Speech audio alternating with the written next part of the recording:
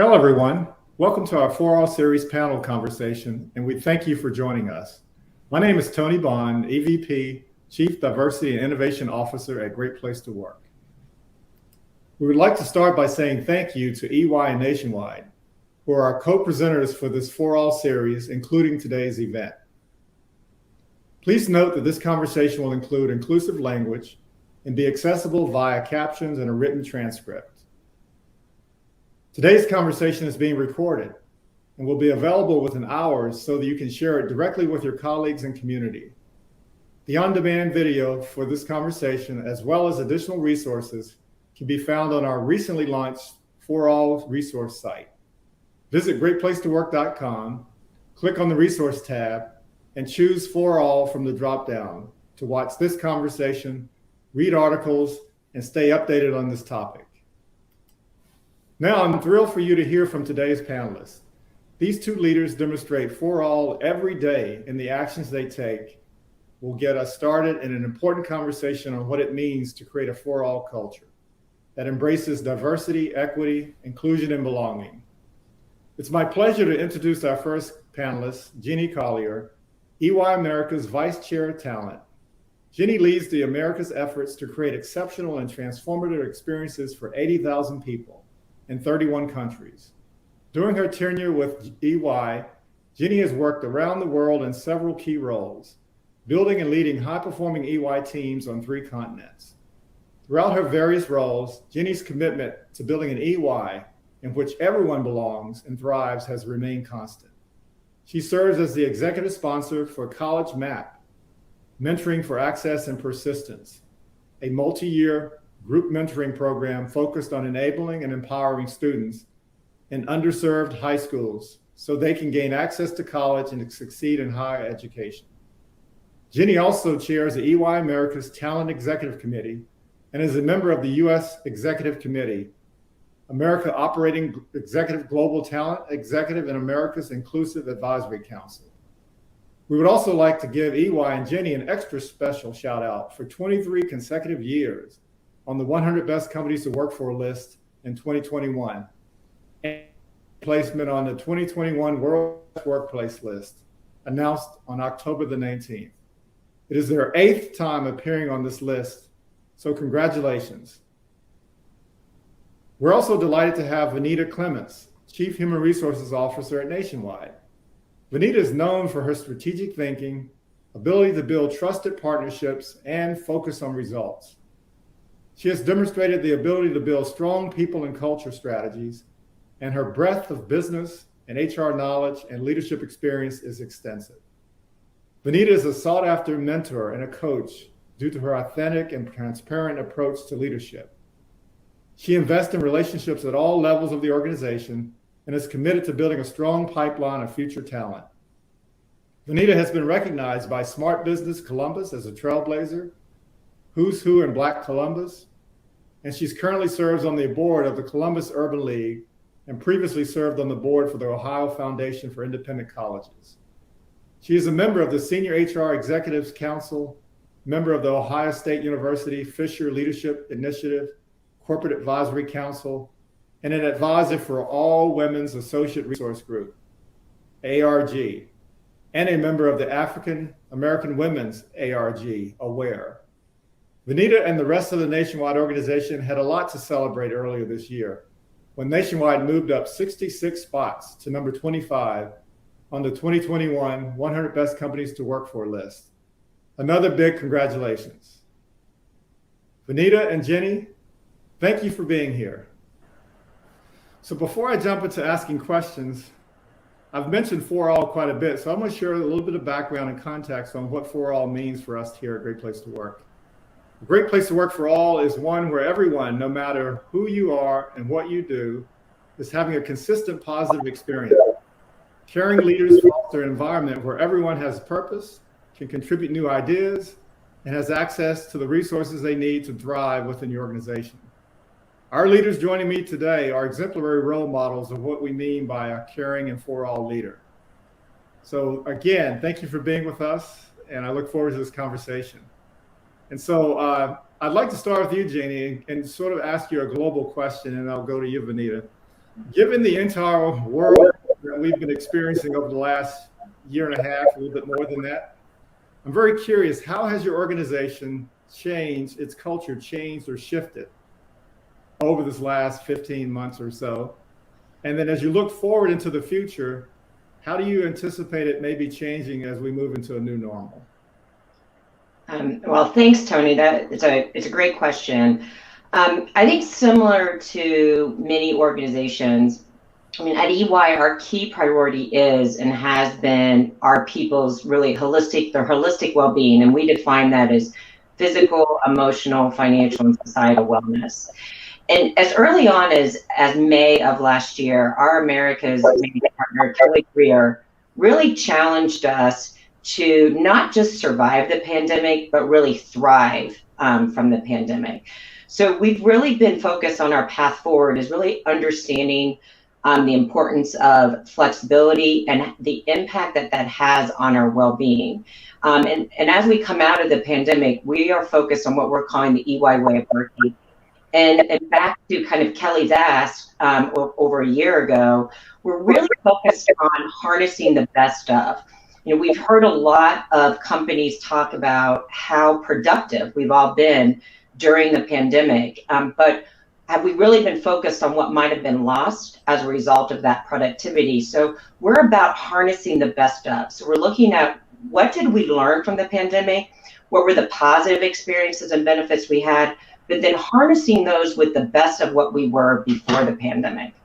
And so really our goal is to then now provide tools and resources for our people so that they can thrive and be their best, not just professionally, but also personally. And again, this is really moving forward and being balanced and intentional about predictable flexibility. And when we talk about predictable flexibility, it's not just about where a person works and where they do their best work, it's how they do their best work and making sure we're providing those resources and then creating meaningful in-person interactions. So not just being in person to be in person, but being in person to be intentional and being much more meaningful. And I think also really embedded in our culture, not just well-being, but also around learning and development and how our people can thrive in their development through mentorship and apprenticeship, and how do we bring those to life now in this more hybrid teaming environment. And then obviously inclusion and belonging. It's so important and is at the heart of the way we're going to work going forward. And so a big factor in that is really helping our leaders really understand this shift to hybrid working and the impact that they can have on really bringing to life this inclusion and belonging and this element of learning and development for our people. Yeah. So it's really all about embracing the well-being of our people from a holistic point of view, making sure we continue to be focused on those learning and development opportunities, and then obviously bringing to life that sense of belonging and inclusion that is so paramount to the success of an organization. Yeah, that's great. Thank you, Jenny. I love how you started with the well-being focus and then actually making sure that you're looking at all aspects of well-being and using it as a learning opportunity. That's really important. Vanita, how about you at Nationwide? I know that you guys are doing wonderful things to make your culture stronger every single year. How has the last 15 or so months changed what you're doing? So at the onset of the pandemic, we moved everyone to work from home. I think our notion was to keep our associates safe, to think about their well-being in terms of their mental, emotional, physical well-being. And in doing that, we really did receive great comments from our associates saying, thank you for trusting us. Thank you for moving so quickly. And now that we've gone almost 2 years in that environment, we now know that things will never go back to the way that they were before. So there is a new sense of normalcy now. We have had to embrace and lean into additional flexibility. I will say at Nationwide, we've always had portions of our workforce that were work from home. Now it is even more so. We've shown that we can be productive in this environment. Leaders are learning how to lead in this environment. It is one of the most productive years we've had on record. And so we know that this is working for us, for our culture. What we've learned, though, and it is important to state that when you go through anything of this nature, it is so imperative to sit and reflect on the learnings and to make sure that we're hearing from our associates today on what is needed, because what got us here may not get us there. And so we always are trying to understand what is on the hearts and minds of our associates. Our culture was built on valuing people, and it will continue to keep the associate experience at the forefront. And so we do periodic surveys to ask people, how are you doing? What more do you need from leadership? What more do you need from the company? And a couple of things I'd like to highlight. Number one, even though people want the flexibility in the hybrid workplace, they want to make sure that their careers are not forgotten. How do you make sure that I'm being talked about, when it comes to promotions? How do I make sure that I'm top of mind, even though I may be out of sight, in terms of the locality of a physical building? And number two, I think that there is much more conscious requirement from an organization to be employed in the social aspects of what's going on in today's environment. And so we have had to make sure that we are listening to our associates. Our associate resource groups are a big part of that, reaching out to our associates. We also have a social justice task force in which we have a multi-million-dollar project to make sure that we're giving back into the communities, to make sure our associates are feeling like we're aligned to the challenges, to the social aspect of what they are aligned to. And so continuous learning in this aspect, but it is something that I would have to emphasize again. You ask your associates, they will tell you. It is our job to listen and to make sure we provide the adequate resources for them to do their best job every day. Yeah, that's wonderful. Thank you so much, Vanita. And I love how both of you are focused on this learning opportunity. Someone recently mentioned to me, if you focus on a goal to return, you lose the opportunity to transform. And it sounds like you've used this opportunity to really listen to your people, grow your culture, focus on well-being, and use learning as a big part of it. And you both have actually touched on, we know how it impacts everyone, but at different ways. And so it's important to make sure that you have equity and well-being, equity and opportunity, and you've sort of touched on those things, which leads me to my next question. I'm really curious. You wouldn't be able to do the things that you described unless you've built the culture that's a for-all culture, that you have alignment within your leadership team, and that you really have a focus on diversity, equity, inclusion, and belonging. So my question is, knowing that that's so important, how do you create alignment within your organizations? Because you both have large organizations that you're representing. So how do you create alignment around diversity, equity, inclusion, belonging, where it's a shared aspiration starting at the very top, but it's something that all leaders can embrace? And I'd start with you, Jenny. Can you just share a little bit about how you go about doing that? Yeah, sure. I think really, first of all, in order for us to continue this really important discussion around our diversity, equity, inclusion, and belonging strategy, we really need to make sure that we have a foundation of a purpose that our people can align around. And at EY, our purpose is building a better working world. And then we take that one step further, and we really encourage our people to invest time in figuring out their personal purpose and making sure that their personal purpose is aligned to EY's. And then that just creates, I think, a sense of connection immediately for our people and a commitment to want to invest in our DEIB strategy. So I think, I think you need to start there first, and that's been a significant focus for us, and especially under the last 2 years under the pandemic, this was something that we accelerated. I also think we need to continue to encourage our people to focus on the contributions they make to an inclusive environment and how important that is to all of their experience. They're not only their individual experiences, but their team's experiences. But you can't have a successful strategy unless you have the tone at the top, You have the transparency that our people and, quite frankly, the external markets are demanding. And you have a way of measuring your success, a way that's meaningful to our people. And so, this is kind of really the foundation of our strategy and how we get people motivated around that.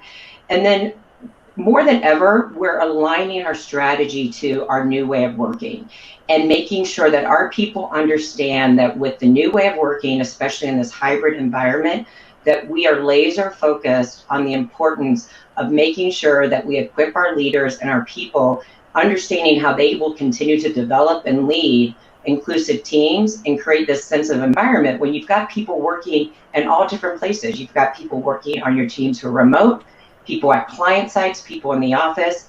So we need to make sure our leaders and our teams feel supported in the way they go and execute on inclusive leadership. I talked about the tone at the top and transparency and measurement. And at EY, one of the ways that we're trying to demonstrate from a leadership perspective, as you mentioned in my introduction, that I'm on the Americas Operating Executive, and that's really the board for the Americas area of EY, and we're very much laser focused on our commitment. It's one of our key shared priorities that we talk to our partners and principals about and to our people, and we measure periodically throughout the year in terms of what our priorities were. We talk openly about our success towards that priority. We also ask our partners and principals to really support our roadmap. So we talk openly about what our strategy is, and our partners are measured on this during the annual performance process. Transparency. I think this is really important. One of the things that I'm sensing is, our people want to know more. They want transparency around our success, our DEI strategy. The markets are demanding it. Our clients are asking. And so we committed to releasing our demographic information annually and what our programs and processes were relative to the success that we might talk about in our transparency report. Also, we set 3 and 5 year plans and really monitor ourselves around those plans and look at processes and ways that we can continue to help our high performing managers and senior managers really excel in the organization and move up the ranks to hopefully partner and principal. Yeah. And then, I talked about measurement. And I think we've been, measuring in various ways for decades now. But in 2020, we launched a global D&I tracker. And what was great about this tracker within EY is it really holds us all accountable and is transparent based on global metrics. And this report is released internally every year. Leadership teams are measured on that tracker. And what's been really exciting about implementing this tracker is that when we look year over year, we had more than a 50% improvement across all of our businesses on the different measurements that we had relative to diversity and inclusion. So, I think there's some very tactical ways in which we go about executing our strategy, but it's also that continued discussion with our people about the importance of being inclusive leaders and how that really helps the organization thrive. Yeah, wonderful. Thank you so much, Jenny. A lot to unpack. I love how you started with focusing on the me and the individual leaders, and then you can focus on the others, and the transparency is so important. Now, Benita, I'm very curious because I mentioned in the intro that Nationwide has moved up 60 some spots on our 100 best companies to work for list. And what we know is that our methodology was tweaked a few years ago to really embrace for all. And so that's a big part of what we're measuring. How do you do it at Nationwide? What are some of the things you've done to create that alignment and make sure that you're creating for all leaders throughout your organization? Well, I appreciate the question, and I can't tell you how important alignment is. And so I'd say a couple of things. First, our mission is to protect people, businesses, and futures with extraordinary care. People are at the forefront of that. And so when we think about people and our inclusive culture, it's first important to note that we've always had this culture of inclusivity. and making sure that people do feel as though they belong. And there are many tactics that we've employed for years in this space. But I think it's even more important now today to show it. And so it starts, from the top to the bottom. So our board of directors, very diverse at 27% diverse at our board of directors. Our C-suite is 25% women, 25% minority. People need to look and see that they are with a company that does care and is action oriented in this space. And so I think that has paid dividends for us. In doing that, the board of directors are very involved. You know, they will talk about our people strategies. They will talk about how many diverse associates, where are we working to recruit, attract, to retain diverse associates. And so there is just this ongoing thread of dialogue that permeates throughout the organization around how important diversity, equity, inclusion, and belonging is to Nationwide. In addition to that, I find that training is very important, and just the word training doesn't really get to the whole consensus of what this really entails. There is a lot of listening, a lot of vulnerability that goes along with these type sessions. We call them leader sessions. We can call them seat at the table. And it is where we, will mandate some training around, unconscious bias, having our leaders really be open to understanding a different perspective. These forums have worked really, really well in terms of just opening up a mindset for leaders who may not have thought in a certain way. And so we've done mandating in those senses. We have also created these leader sessions where it can be just as simple as a coffee chat. How are you doing? The ARGs, again, I can't tell you enough about how great they have been and instrumental in just opening up dialogue, because you need to understand what is important to each group of people. And then once you're all sitting around the table and understand, then we can come to a commonality and understanding what resources we as a company need to afford individuals to make them feel like, yes, I belong here. Seat at the table, I think, does that in a way, because then I'm expected to be here. I'm expected to give some input. And we are big on innovation, and you cannot have innovation without diversity of thought. That diversity of thought comes from having different cultures, different experiences.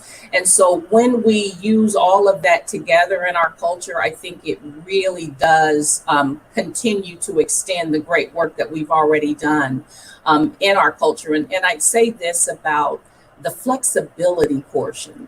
One of the questions I would always get, because Nationwide is known for a great culture. And when we went to a hybrid environment, people thought, how do we then continue this strong culture when people are working from so many different places, that we can't just say it's, Nationwide's culture, because now it's extended into our communities, it's extended into the homes. And we're working through a campaign that's called We Are the Culture. And what we are saying to every single associate at Nationwide is that who we are goes with us wherever we go. It doesn't matter whether I'm working from home or I'm in the office or I choose 2 days here or I'm at a partner's office. Our values exist in our actions. We are the culture, and that is a way that our culture is extended, not just to each other, but to the partners and customers that we deal with every day. Yeah, awesome. I love how the representation at the very top, the board level, says a lot to your organization, and all the things you're doing to engage leaders in learning opportunities, to develop the right types of behaviors that are going to drive your culture is so really, really important. I'd love to hear, and either one of you can take this at the beginning, and then we can just go to the next person. But these things can't stop at any one level. You have to look at the whole life cycle of the employee experience. So it's a part of the onboarding experience. But if we're going to create an inclusive culture, it has to touch all those parts of the employee journey.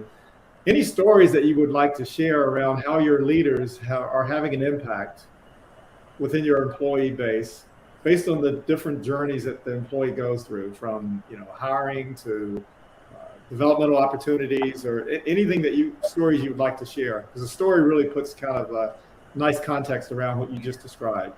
So Jenny, I can take that first. Okay. Sure, So go ahead. when you think about the life cycle of the associate, the example I would give you is one, we have combined our DE&I and our talent acquisition office. They are now together.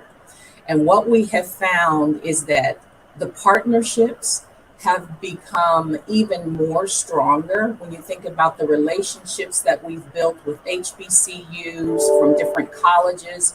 So we have been able to look at the life cycle from the time we attract and recruit to bringing them in, onboarding, and then their career advancement. There are numbers of stories that we're starting to highlight because it matters to people that you were an intern nationwide. You were an intern that we brought in to be a part of any one of our organizations, whether it was technology, human resources, our nationwide financial services, or P&C. You come in, you do an internship. We then kind of stay in contact with you. You move into a position that we open up, having had experience with you as an intern. And then we actually monitor that for career advancement. And so we have had a really good success rates in working with colleges to bringing the people in and then showing real progression in their career. And so I would also say that our leaders understand the importance of just making sure our succession is strong. And to give an example would be myself. You know, I am a person that came into Nationwide 18 years ago, worked under Gail King for 18 years, moved through different parts of the organization in preparation. And so when it was time for her to say, I'm going to move to the next chapter, you have people who are diverse individuals, who are people who have all of the experience ready because we were thinking about that previously. And so I would think, you know, to offer myself as an example to how that can work for individuals here at Nationwide. Yeah, beautiful story. And we really appreciate the partnership we've had with Gail, and we're glad that you were chosen to take that role. Thank you. Thank you. How about you, Jenny? Any stories you want to share about how this is actually living and showing up for your leaders? Yeah, I think, I think similar to what we just heard, where we've seen great success is where we start from the ground up in a person's career. And as you mentioned, I'm the executive sponsor for College Map, and that's really starting at the high school level with individuals and really talking about, the advantages of, different types of professions and really opening up their worldview to what lies out there from a potential opportunities, what resources are available to them to continue to develop. And we take that into, we look at, we have what we call EY launch program, and it really focused on helping students of diverse backgrounds and introducing them to the potential of a profession in professional services. And it's been greatly successful in really opening, the eyes to individuals who, for whatever reason, did not have exposure to an organization like EY. And until we reached out through programs like College Map and EY Launch. And then, that just has to continue. I think what's really important is recognizing that this can't be one and done, that this has to be something that we continue to invest in throughout the life cycle of an individual's career. And so we take that into during the first year, we provide opportunities for our Black, our Latinx, and Asian entry-level staff professionals really to build relationship with their peers, develop mentoring relationships, and start to understand the importance of sponsorship and how diverse experiences are really going to enhance their career development. This program is called EY Unplugged, and I'm happy to say we're celebrating 10 years of this program. And what we see from this program is the retention and the engagement of our diverse professionals has significantly increased as this program continues to develop and mature. And as I mentioned, this isn't, can't be one and done. We can't just stop at entry level. Benita talked about the ERGs, and at EY we refer to these as professional networks. And again, these professional networks really create this safe environment for our diverse professionals, and really the allyship of these professional networks has increased significantly under COVID. I've often said that the professional networks were really kind of almost our saving grace at the beginning, because they really were the safety net for people to really open up, to share their concerns, and really have grown in a way of starting to develop our veterans, our women, our parents and caregivers, our Black professionals, our Latinx professionals, our LGBT community, our veterans, as I mentioned, was a great example just recently with the crisis in Afghanistan that really helped our people connect in a way and start to understand the impact that this has on our VetNet community within EY. So again, I think it's all of these programs that are incredibly important throughout a professional's career to really continue to advance them. So again, I think it's important to focus on what I'll call the programmatic element of some of this, but also just the continued investment, and then also creating that allyship, to help that awareness for the allies, as well as to create those sponsorship relationships that are so important for advancement in careers.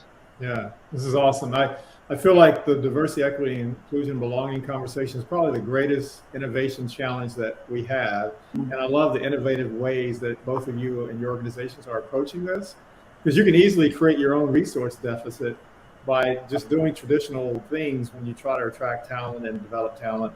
And you're breaking through that with some really, really innovative things. So awesome. So I'm very curious, Jenny, I'll keep it with you and then we'll go back to Benita, but 80,000 employees in over 31 countries, that's a lot of people. And so how do you create the space where there's so many other things you have to focus on as an organization? How do you create the space where you continue to have the conversations around diversity, equity, inclusion, and belonging? And it's not something separate, but it's just sort of the core of who you are and how you do things. How do you create the space for conversations to continue?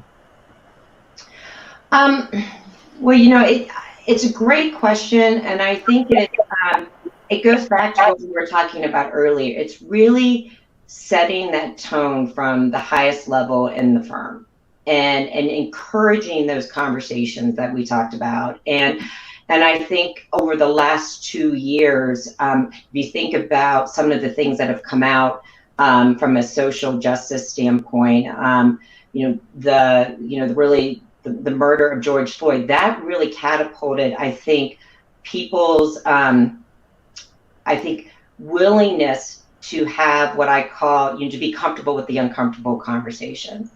And, when I look at what we've done since as an organization, and we were so committed to DEI, but now we are so much more explicit about it and more willing to raise our hand and ask for more awareness, to ask the uncomfortable question. And so I think, again, it's creating that tone at the top, and our leaders demonstrating their willingness to lean in and have those conversations.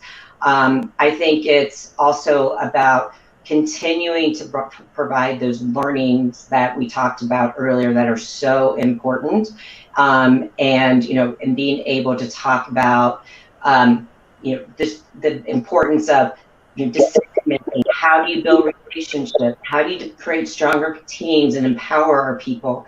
And so again, it's all about that, the tone at the top, that role modeling, and that willingness to lean in and have those conversations and create an understanding and empathetic environment. Awesome. And Vanita, you mentioned very earlier on the things you're doing in the outside world, and the walls of the organization have become somewhat porous. Things outside the outside world gets into the organization and vice versa. So tell us a little bit more about how you continue to have conversations around these issues. Sure. So I would say that I agree with everything that's been said. It is actually a conversation that is in every part of the business.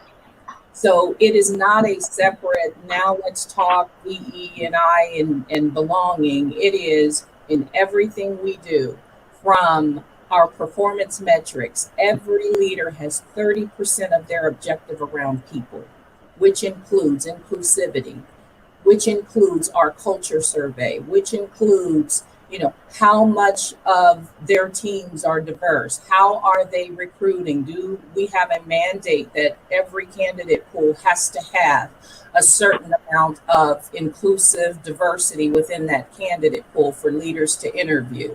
We have panel interviews because we have found that as leaders start to interview, they may want to interview and only accept people who look like them and not really as innovative as they should be in their diverse thinking. So we've employed all of those tactics. And I think what really does matter is that 30% in your people objective, that gives you immediate alignment across the organization so they know how important that is. The other thing that we've done is our CEO has a dotted line to my chief diversity and equity and inclusion officer. And so they meet regularly with this, as the CEO and that chief learning and diversity officer. And so they will talk about each business unit as well and what are some of the things we're challenged with, or what we may need to do to remove barriers in that regard. And so the top of the house, as we've talked about, is the utmost importance because no one can evade the conversation. It happens everywhere. And so when you have people talking about it and then you also are acting on it, I think that it is just a common thread throughout the organization, and it really does matter. The only other thing I'd mention is that in our corporate sustainability, DEI and B is actually one of our core pillars. And so when we think about the longevity of our company, not just capital, but then also our governance, but we put our DEI and B effort in that respect, then you understand that the longevity of our company depends on this inclusive environment and how we operate in it. And so as we take that and permeate that through the culture and talk to our leaders and to our external partners, it actually catapults our efforts tremendously in that regard. Awesome. But I'm learning from hearing from both of you, this is not a bolted on initiative that you have, but this is really core to who you are. This is your strategy. So that speaks volumes to why you are great places to work for so many years. And so awesome. I'd like to close with just a really quick question because we at Great Place to Work know the power of data. Most of what we bring to the world is because we collect so much data on a regular basis. I'd just love to hear quickly from you. And Jeannie, you mentioned transparency and measurement, and both of you have talked about how you survey people. Just speak a little bit about how you use and track data to make sure that you're on progress to where you want to get to. And Vanita, why don't you start, and then Jeannie, you can close us out. All right, absolutely. I always say data is my friend in this regard. So, as much as we can learn about the world, the labor market, so we look at a number of things in terms of data. One is, what does the external market lend in terms of diversity for the specific jobs that we're hiring for, so that we know if there is an opportunity for us to develop talent internally, whether we will have an opportunity to buy the talent, the diverse talent externally. So we start with metrics and understanding what the labor metrics looks like in our organization and in the markets that we reside in. Once we do that, then we also have a scorecard that every leader is able to review. I think we talked about transparency. It is of the utmost importance because I think people need to know where they are in order to say, I can do better. And so the data is shared to at least identify the areas of opportunity. because how can I be inclusive if I don't have the right mix of individuals to give me that diversity of thought? So scorecards go a long way with us. We measure how many women, how many diverse associates, and we break down the diversity by minority group. We look at it year over year, month after month. And then we also equate it to what open positions you have and how that might be able to help impact the numbers of the organization in that regard. And then again, those numbers are shared with the CEO, with the board, and it is just something that we do constantly to evolve and make sure we're doing our part to make Nationwide a great place to work. Awesome. Thank you.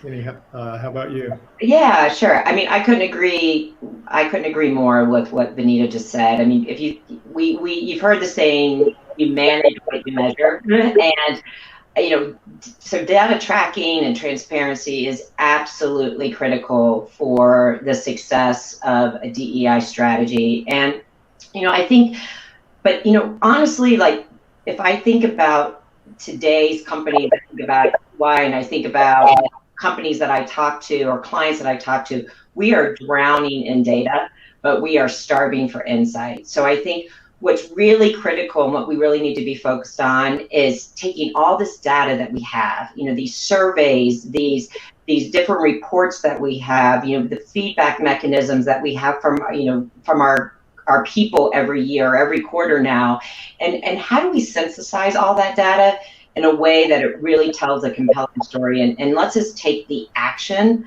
that is so important to our people. And so I think, again, I could not agree more with Benita on the importance of data, but I do think really the next step in this evolution is really figuring out how we take these mounds of data that we have and really be able to take those insights quickly and turn them into meaningful action. Awesome. Well, this has been great. I'm so thankful for this time that both of you have given us. I've heard so many great things, so many great themes and stories. I've heard stories around how to take this time that we're in and use it as a transformation and grow your culture in an even stronger way. I've heard stories about how it's important to align this aspiration at the very top of your organization and then make sure that every leader within your organization can embrace these behaviors.